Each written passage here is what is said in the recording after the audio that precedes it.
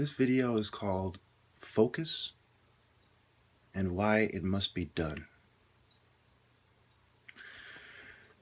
Even gang members from A-Tray Gangsta Crip, who many associate with the betrayal of their own people, selling drugs to their own people, understand my point. Listen.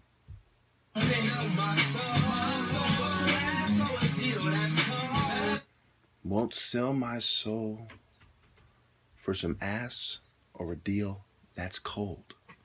That's cold even to the guys who wear blue and are Crip gang members. So why this must be done is very simple.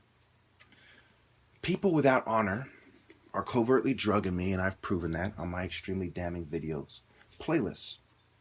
They have denied me my place in society, and to make themselves look good is the major reason why. Their greed. This is unacceptable. Extremely unacceptable. I bring you to the picture on the screen, the introduction, the book that I've read and I've referenced many times. Fighting for Honor, the history of African martial art traditions in the Atlantic world. Keep in mind, Africa is the first continent to have martial art traditions, going back tens of thousands of years. Central to all contexts is the concept of honor for the practitioner, and often for the community through the honored practitioner. So they're denying me my rightful place and denying the black communities of America their honor that they get. So any black person helping them is betraying not only me, God, and all of humanity, but specifically their race. And this is particularly reprehensible and repugnant. Moving on. Mastery in either art could bring a skilled practitioner respect for his graceful execution, the admiration of potential wives, and economic advancement. Now, many of you are very stupid and you think, well, doesn't that say could, or isn't that written about a long time ago? Well, let's look at who is celebrated in our society, and some of these people are martial artists. Look at Bruce Lee. If Bruce Lee was here and he was young again, could he not have a lot of money and the admiration of a whole bunch of women, many of whom would love to marry him? Look at who's alive, Jean-Claude Van Damme. Even though he's getting older, does he not have a lot of money and more potential for getting more money, and the admiration of a whole bunch of potential wives? Whether he's married or not, there's still a certain potential for them to be his wife, and many of them would love to be his wife. That is what the admiration of potential wives means. Keep in mind, I'm better than all these people. Look at everyone else. Jet Li, Jackie Chan, the same can be said about them. So whether you're an atheist who doesn't believe that there's a God and wants to deny the spiritual development and conditioning associated with martial arts, you're still forced to concede my point. If you're a feminist and you don't like Christianity, well, right now I'm reading from a book that's not about Christianity. It's about martial arts traditions that are perhaps more associated with paganism than Christianity. And if you're a Christian, going back to the Bible, Benaniah, Joshua, Samson, you are forced to the conclusion that yes, I am right, a transcendent hero, should have his pick of the litter, so to speak.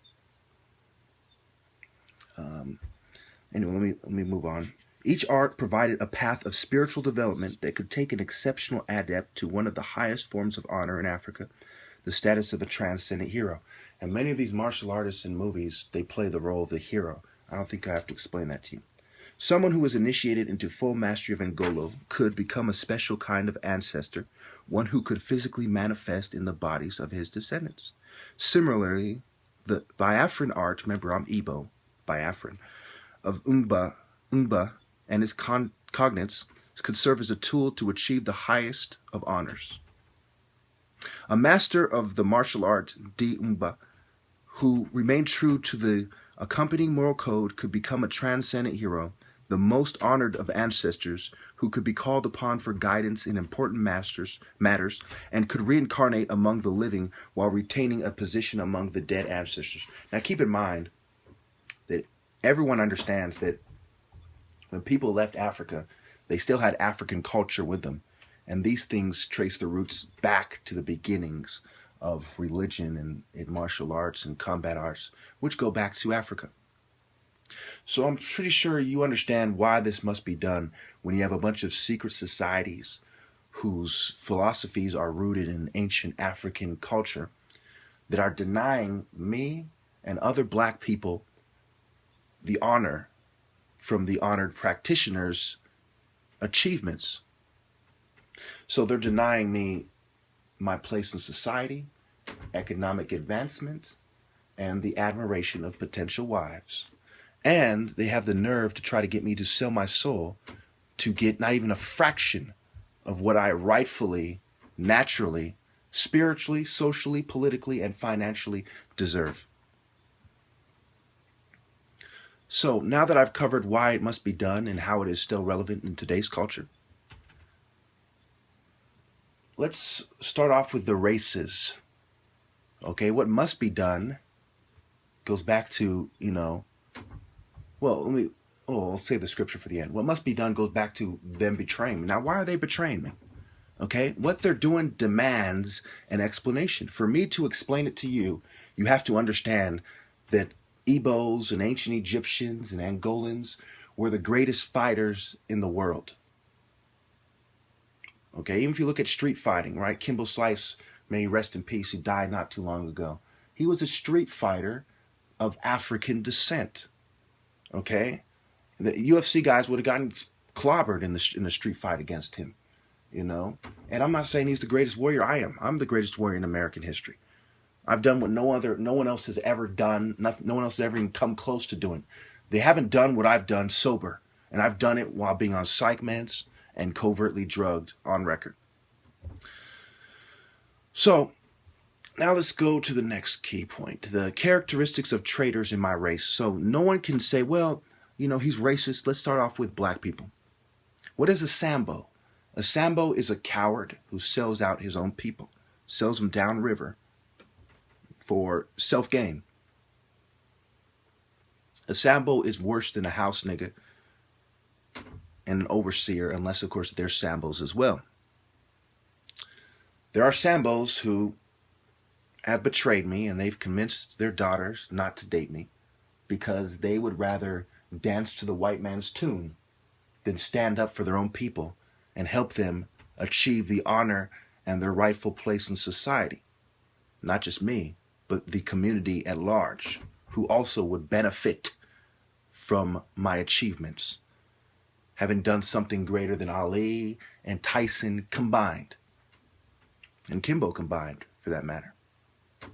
I have them hiding, just like their ancestors, and we'll get into that in a moment.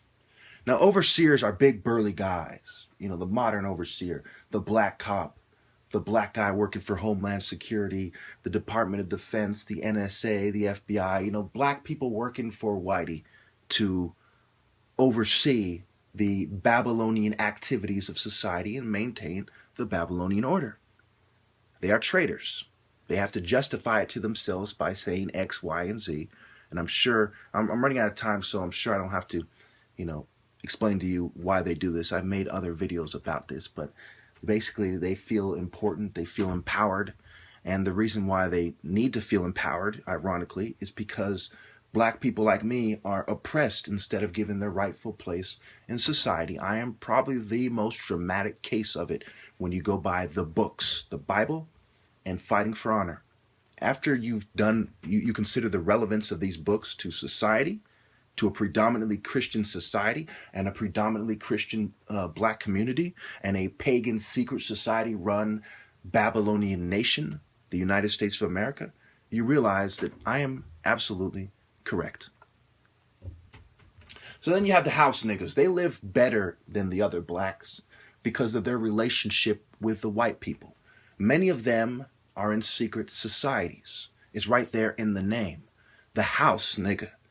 Whether they help build the house and then live in it, or whether they collaborate with the people who built the house of the temple, the house of Molech, and so on. These are the blacks who live well but do not put their neck out for the rest of the black people. These are traitors, sambos, overseers, house niggas, traitors. And one cannot forget their role in what is going on, as black women have the least excuse for shunning me. Moving on. In what little time I have left, let's just shoot through this. Basically, long ago, the ancestors of the whites, Hispanics, natives, Asians, islanders, Semitics, and the white Jews all lived in Africa.